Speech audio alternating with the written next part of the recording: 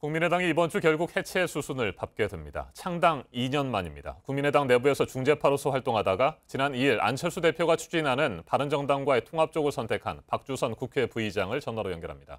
박주선 의원님, 안녕하십니까? 네, 안녕하십니까? 네, 결국 안철수 대표의 통합 쪽을 선택하셨군요. 지금 저는 어차피 양자 택일을 해야 될 그런 상황이기 때문에 어느 쪽이든 명분이 있고 정도를 걷는 길이냐 하는 것을 두고서 제가 국민당에 남고 또 이게 통합이 되는 미래당으로 가도록 그렇게 정했습니다. 네, 막판 통합 쪽으로 합류하신 배경을 놓고 미래당 지도부에 참가하는 것을 염두에 둔 행보가 아니냐 이런 분석도 있었습니다. 실제로 유승민 대표와 함께 미래당 공동대표로 거론되고 계시고 있죠. 그건 언론에서 거론이 되는 거고요. 저는 생각한 바가 없고 지금 민주평화당은 호남 국회의원 15분이 지금 추진을 하고 있는데요. 네. 이것은 배타적 지역주의를 고착시키고 호남 잡년을 만든 데다가 특히나 교섭단체를 구성하지 못하기 때문에 국민과 호남을 위해서 실질적인 아무런 역할을 할 수가 없는 정당입니다. 결국 분열로 호남을 왜소화시키고 정치를 퇴보시킨 역할밖에 못한다. 저는 그렇게 생각하고 있는데 어찌됐건 국민의 기대를 저버리고 분열이 되는 이 상황을 맡게 된 국민당에 남아있는 사람이지만 한 사람으로서 대단히 죄송스럽게 생각합니다. 네, 공동대표는 받아들이실 계획이신지요?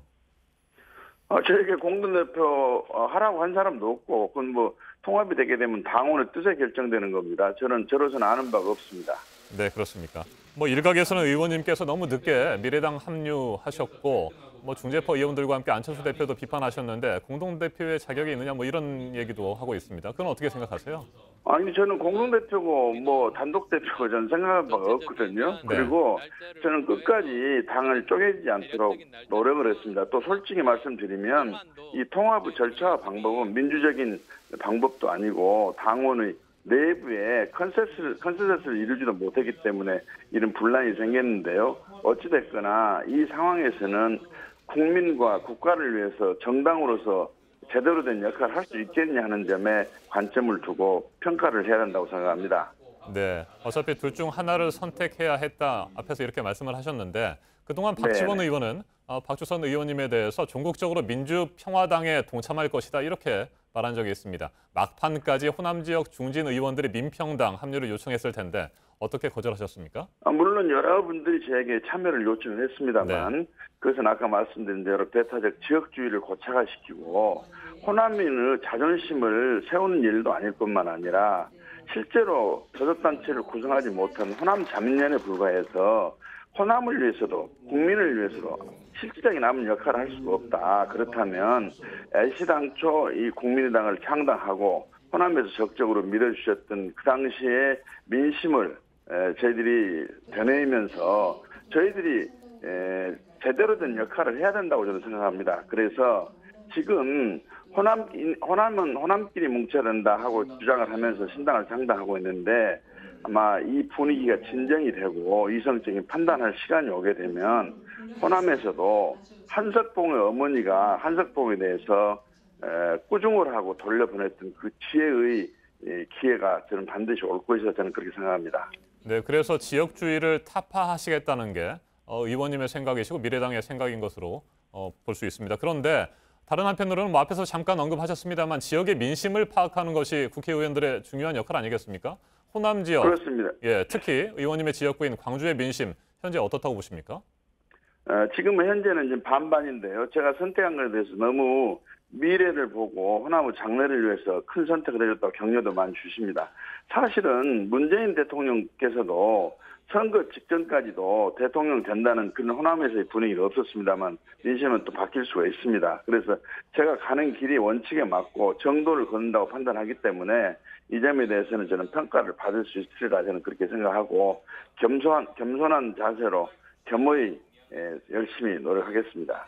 네, 의원님께서는 목숨을 걸고 보수 야합이라는 단어가 떠돌아다니지 않게 하겠다 이렇게 말씀하신 것으로 들었습니다. 그만큼 바른정당과의 통합에 대해 보수 야합이다 이렇게 비판하고 우려를 나타내는 분들이 많다 이런 반증이라고 볼 수 있습니까?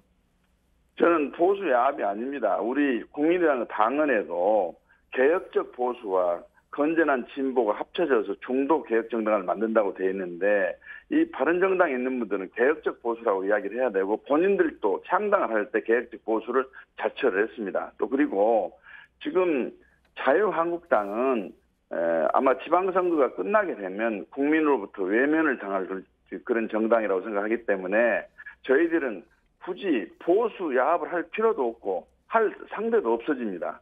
저희들은 지금 현재 당헌 당규에 맞게 건전한 개혁적 중도 정당으로서의 또 실용 정당으로서 역할을 해 나가겠다 그런 생각을 갖고 있습니다. 네. 자, 그런데 자유한국당 홍준표 대표 미래당을 향해서 배신자 집단, 내부 총질 전문당이다 이렇게 강하게 비판했습니다. 여기에 대해서는 어떻게 생각하시는지요? 그분 참 막말씀을 많이 하신 분인데 좀 웃음이 나오네. 지나가는 소도 웃을 일입니다. 네.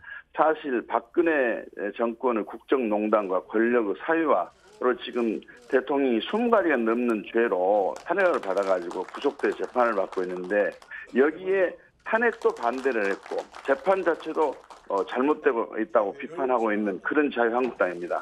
이게 국민의 뜻을 배신한 배신정당이면 오히려 자유한국당이고 저희들 당은 국민의 뜻을 섬기는 국민을 바라보고 가는 또 미래를 지향하는 그런 정당이라 저는 감히 이런 말씀을 드립니다. 배신이란 말이 적절치 않지만은요 좀 상황을 좀 파악을 해가지고 비판했으면 좋겠다 싶은 생각이 드네요. 네, 끝으로 한 가지만 더 여쭐게요. 미래당이 추구하는, 미래당이 지향하는 최고 목표는 무엇인지요?